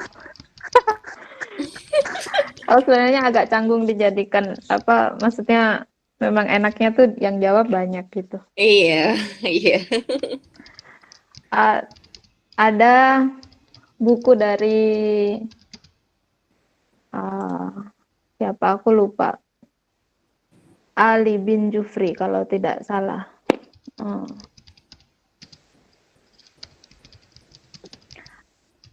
Dia tentang humanity before religiosity, jadi kemanusiaan sebelum keberagamaan. Itu kemanusiaan sebelum keberagamaan dari Habib Ali Al-Jufri. Menurut beliau itu inti dari agama itu ya kemanusiaan itu gitu. Kalau misalnya ada praktik kemanusiaan kita yang salah, itu jangan-jangan keberagamaannya yang salah gitu. Kalau misalnya tadi kan Ayu kan nanya tentang apa di awal itu, orang yang sering menghakimi gitu. Iya. Berarti itu bisa jadi dalam bersikap tidak menjadikan manusia sebagai sentral. Kemanusiaan itu kan menjadikan manusia sebagai sentral cara kita berpikir dan bertindak. Intinya sih itu secara sederhananya sih ya kayak kalau kamu nggak mau dicubit jangan nyubit gitu. Itu kan mencoba untuk membayangkan apa nih yang dirasakan dia ketika aku bertanya begini, ketika aku bersikap begini gitu. Sebenarnya kan perlakuan manusiawi, tidak manusiawi itu kan bisa diukur, bisa dirasakan oleh kita. Aku kalau disikapi begini gimana rasanya? Jadi kalau aku bersikap begitu juga ke orang kan begitu. Kemanusiaan itu kan meletakkan manusia sebagai sentral. Maka ya ketika misalnya prosesnya sikapnya adalah menghakim-hakimi dan itu mengatasnamakan agama, ya jangan-jangan praktik keberagamaannya yang salah gitu. Iya benar. Terus kalau soal yang bagaimana media merepresentasi perempuan gitu, itu ya memang kita perlu memahami kerja media sih ya. Kerja media dan orang-orang yang ada di baliknya. Aku pikir jurnalis itu juga merepresentasikan nilai yang umum di masyarakat kita, nilai patriarki, dan dia punya pandangan yang misoginis terhadap perempuan, begitu. Terus belum kebutuhan media juga untuk menjadi sensasional, bombastis, terus dapat profit dari situ, gitu.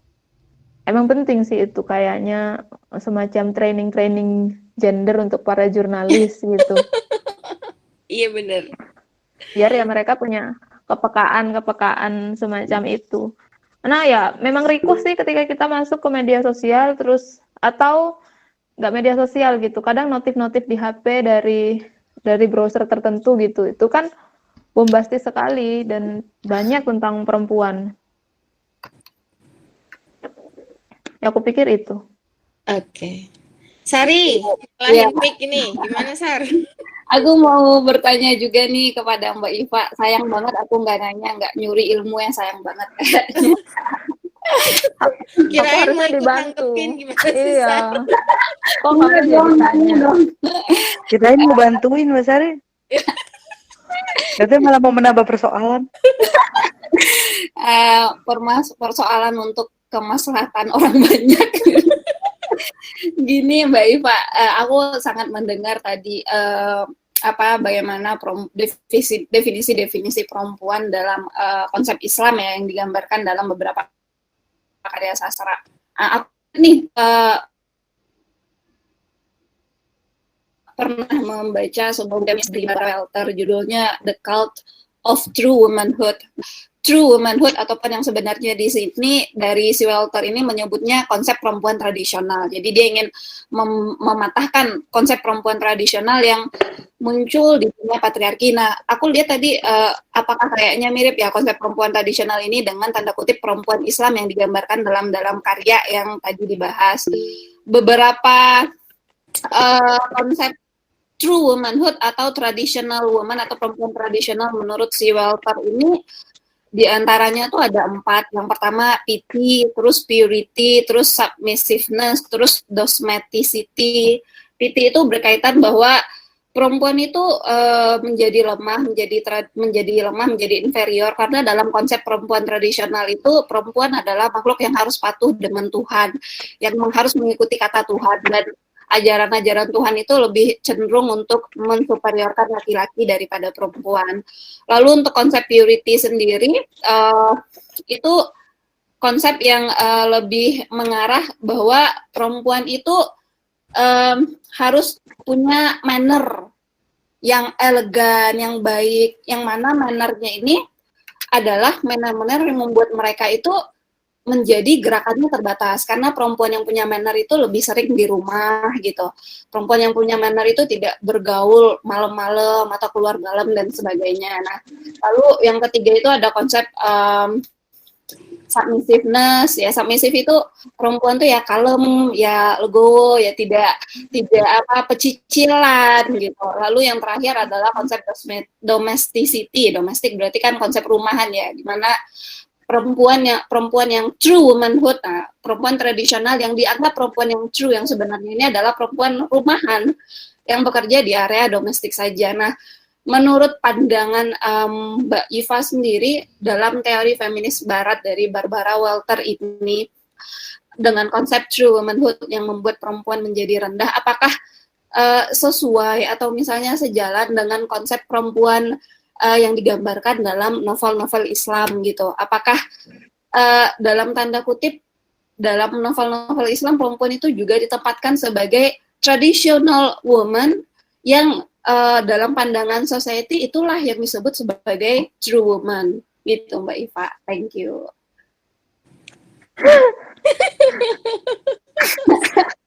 Aku sebel deh sama kamu. Aku mau masukin mikrofon. Ayo, aku udah menonton ini nih. Oke, gimana Pak? Kamu atau mau mulai diskusinya dari mana? Ya kalau ininya pertanyaannya ke novel gitu ya, ke novel Islam, itu juga perlu kita lihat kan novel Islam yang mana gitu. Kalau misalnya tadi yang kita bahas tentang FLP, itu juga kita jadi pasti beragam. Punya penulis lain ya, seperti Hanum Rais misalnya. Hanum jangan bagi Hanum Rais dulu, Tisa. Hanum juga di luar FLP juga ya, di luar tapi FLP juga itu. Dia juga mengangkat Islam gitu. Jadi memang perlu ditanya dulu novel yang dia mengangkat Islam yang mana gitu. Terus kalau misalnya dia penulis ini adalah bagian dari kelompok tertentu, misalnya FLP atau dia yang mungkin terbaru dibilang kayak semacam sastra pesantren itu ya, atau kelompok yang lain misalnya seperti Abidah yang kita nggak tahu dikategorikan kemana itu gitu. Itu FLP pun kan kita juga masih harus lanjut lagi tanya. Benar. Penulisnya ini karya-karya sebelumnya dan lain-lain itu seperti apa gitu, dan dibutuhkan pengkajian khusus untuk itu. Tapi kalau jawaban secara umumnya, kalau berdasarkan pengalaman membacaku gitu untuk novel-novel yang dia bertajuk Islami, memang sepertinya itu gitu, seperti yang dibilang Mbak Sari, dia yang dibilang true womanhood itu ya yang begitu gitu. Dia yang patuh, dia yang ada di rumah, dia yang selalu siap sedia untuk melayani suami begitu. Dan nggak punya batasan lah untuk peran dia di ruang publik. Jadi ranahnya tuh di privat perempuan gitu. Secara umum sih aku menangkapnya memang begitu. Meski nanti ketika masuk ke satu karya spesifik harus pengkajiannya lebih jauh lagi. Cuman aku pengen karena kita feminisme Islam gitu ya topik hari ini. Kalau dalam Islam sendiri ini aku mengutip dari karyanya Dr. Nasar, Ustadz Nasaruddin Umar, Pak Yai Nasaruddin Umar. Itu dalam Al-Quran justru citra perempuan ideal itu dia adalah perempuan yang memiliki kemandirian politik. Dia mencontohkan seperti Ratu Balkis, dia punya kerajaan superpower. Itu ada di Al-Quran. An-Naml, An-Nahl, terus punya kemandirian ekonomi. Ini yang An-Nahl, yang surat An-Nahl itu punya kemandirian ekonomi. Seperti perempuan yang dia punya peternakan, misalnya begitu. Lalu punya kemandirian dalam menentukan pilihan-pilihan pribadi. Jadi dia mandiri secara sikap dan keputusan. Termasuk ketika dia sudah berkeluarga, maka dia harus mampu menghadapi suami ketika dia punya keyakinan yang diyakini itu sudah benar. Atau menentang opini publik bagi perempuan yang belum berkeluarga, itu juga harus punya keberanian itu. Jadi memang perempuan itu dibenarkan untuk menyuarakan kebenaran dan melakukan gerakan oposisi terhadap berbagai kebobrokan gitu. Nah, aku pikir ini kan citra yang dia nggak populer gitu. Ini citra yang sulit kita temui bahkan di karya-karya sastra gitu. Ini sulit gitu. Apalagi dia mengatasnamakan Islam. Karena rata-rata itu yang dibilang Mbak Sari itu kan dia kajian di Barat. Benar-benar. Dan ternyata aku adalah womanhood-nya itu begitu. Nah di Islam itu kan apalagi gitu. Yang berlaku itu ya yang patriarki banget. Yang apa yang dibilang Pak Yai Nasar ini tentang citra perempuan ideal dalam Al-Quran, bisa jadi beberapa orang di forum ini bisa jadi ini pertama kalinya mendengar, benarkah Al-Quran menyebut perempuan sebegitunya gitu. Bisa jadi ini pertama juga, karena di banyak diskursus di sosial kita tidak mengenal itu, tidak populer. Tidak dipopulerkan ya, Pak ya? Iya. Iya, nggak Betul. Dipopulerkan. Tapi memang kalau bicara novel Islami gitu memang dominan FLP gitu ya. Tapi lain halnya kalau misalnya kita tadi ngomongin tentang Hanum Rais gitu. Positioning yang diambil Hanum Rais itu kan jelas beda dengan penulis-penulis FLP ya.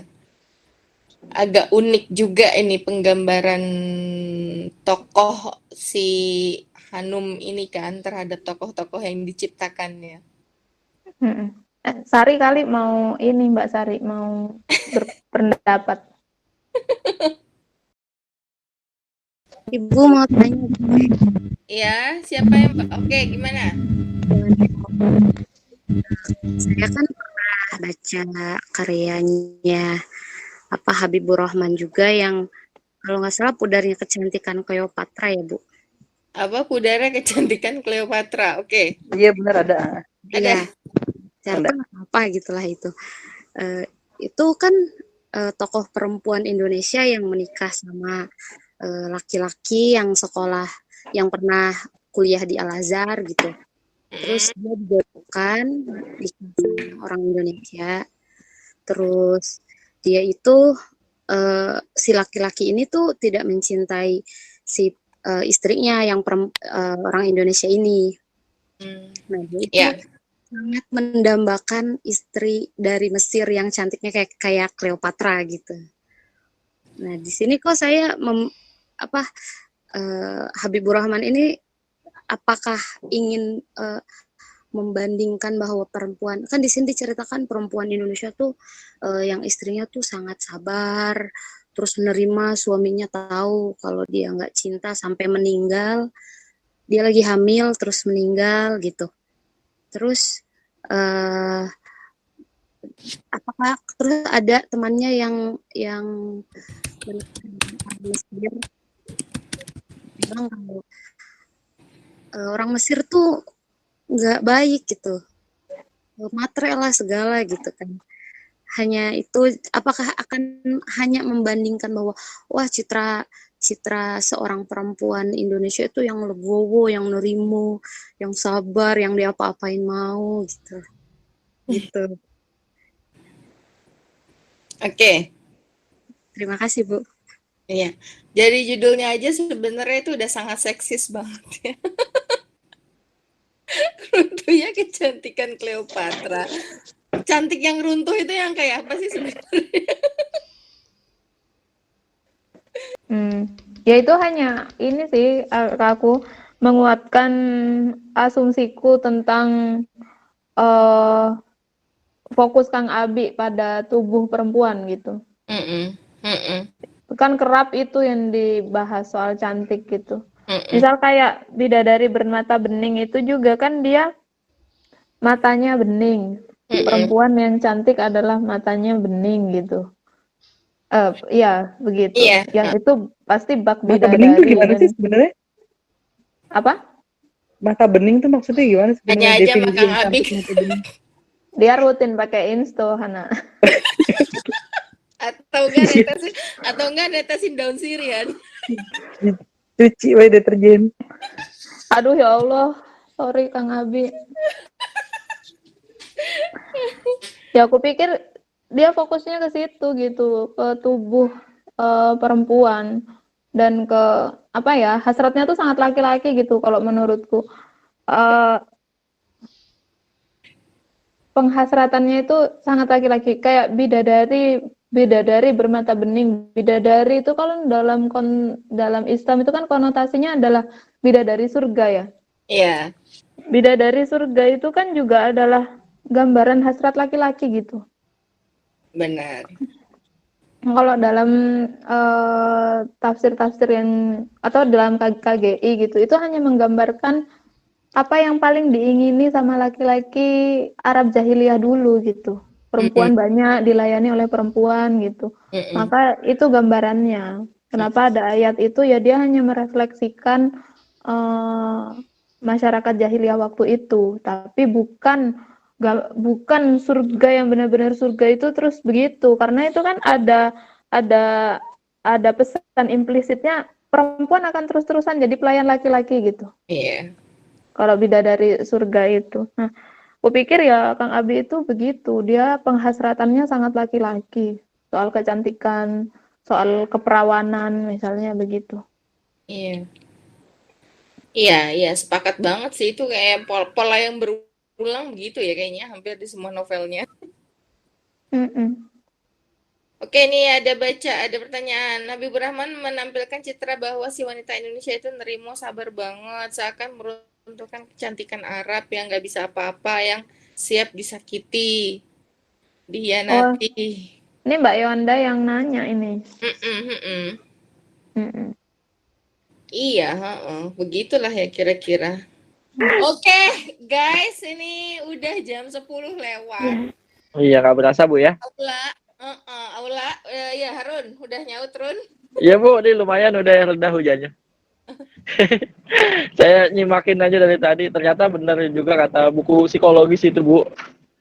Ternyata perempuan itu dibanding laki-laki, ya laki-laki itu paling banyak sehari itu bicara 8.000 kata, perempuan 16.000. Jadi kita sampai lewat jamnya sangat seru sekali. Gitu. Kalau katanya rumpi gitu. Ya, jadi kesimpulannya ya acara yang topik yang Ibu Iva bawakan ini sangat bermanfaat sekali buat teman-teman dan juga termasuknya buat saya khususnya gitu. Mungkin Bu Hana kali ini, nanti Mbak Hana ya yang isi mungkin lain kali. Terima kasih Mbak Iva ya untuk materi malam ini. Ya, terima kasih banyak Bu Iva. Jangan bosan-bosan Bu Iva. Mungkin lain waktu bisa di callback gitu istilahnya. Ya, mungkin ada yang udah gimana nih nambahin?